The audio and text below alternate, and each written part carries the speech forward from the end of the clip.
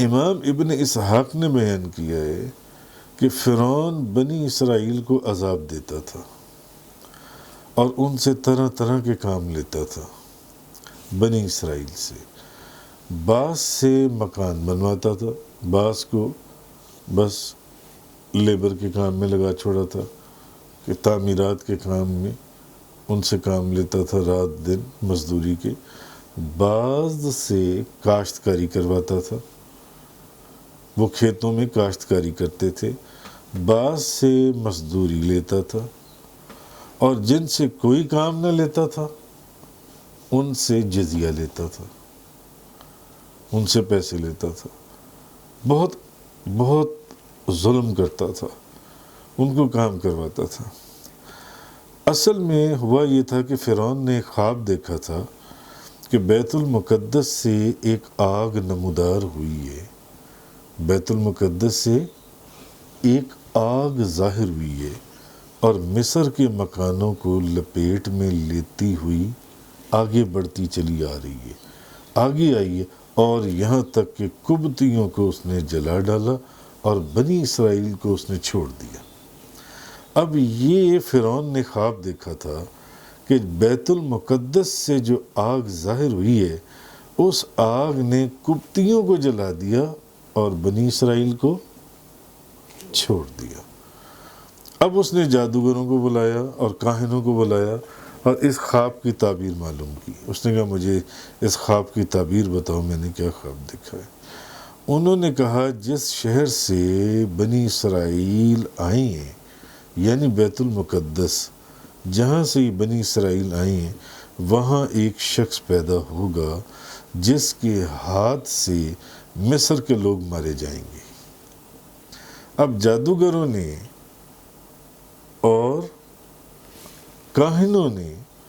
اس کو اس کے خواب کی یہ تعبیر بتائی کہ بیت المقدس میں ایک بندہ پیدا ہونے والا ہے جو مصر کے لوگ اس کے ہاتھوں مارے جائیں گے۔ تب فرعون نے یہ حکم دیا کہ بنی اسرائیل میں جو لڑکا پیدا ہو اس کو قتل کر دیا جائے، بنی اسرائیل میں جو لڑکا پیدا ہو اس کو قتل کر دیا جائے، اور جو لڑکی پیدا ہو اس کو چھوڑ دیا جائے، لڑکی کو نہ قتل کرو، لڑکے کو قتل کر دو۔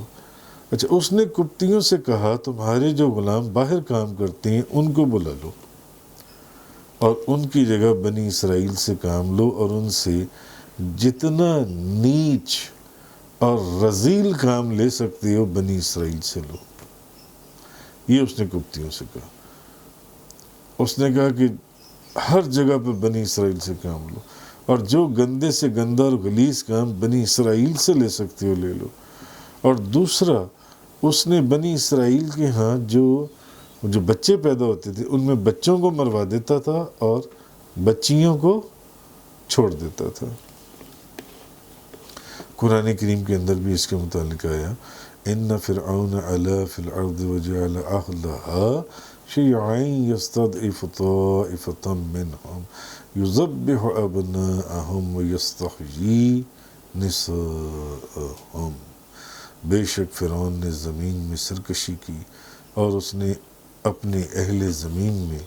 الگ الگ گروہ کر کے ان میں ایک گروہ بنو اسرائیل کو کمزور کر رکھا، اور ان کے بیٹوں کو ذبح کرتا تھا اور ان کی عورتوں کو زندہ چھوڑ دیتا تھا۔ قرآن بھی اس کی شہادت دے رہا ہے، اس کی گواہی ہے۔ اب بنی اسرائیل کے بیٹے مارے جا رہے تھے، بنو اسرائیل کے بیٹے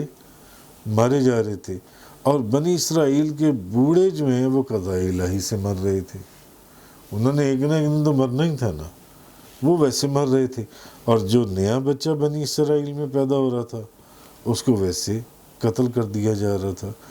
ان میں سے کوئی بچہ بڑا نہیں ہوتا تھا، کیونکہ اس کو بچپن میں مار دیتے تھے، اور جو بوڑھے لوگ تھے وہ ویسے ہی مرتے چلے جا رہے تھے۔ تب قبطیوں نے کہا کہ بنی اسرائیل کے بچے بڑے نہیں ہو رہے اور بوڑھے مر رہے ہیں، اس طرح ان میں کوئی مرد باقی نہیں بچے گا تو ہمارے کام کون کرے گا۔ اب قبطیوں نے سوچا کہ بوڑھے تو مرتے چلے جا رہے ہیں اور بچوں کو ہم قتل کرتے چلے جا رہے ہیں، تو اب جب ان میں کوئی بچے گا ہی نہیں پیچھے تو پھر کون ہمارے کام کرے گا؟ تب فرعون نے یہ حکم دیا